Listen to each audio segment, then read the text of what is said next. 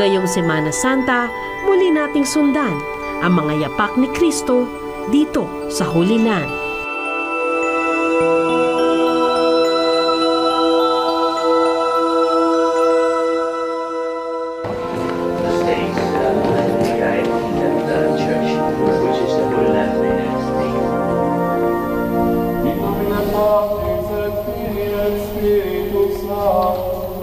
Alas 6:30 ng umaga sa Church of the Holy Sepulchre sa Jerusalem, isang Latin na misa ang inabutan ko.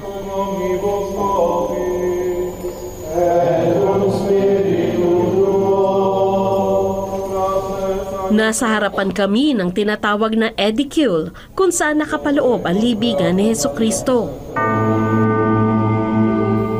Nakapangingilapot isipin na ilang hakbang na lang, mapapasok ko na ang sinasabing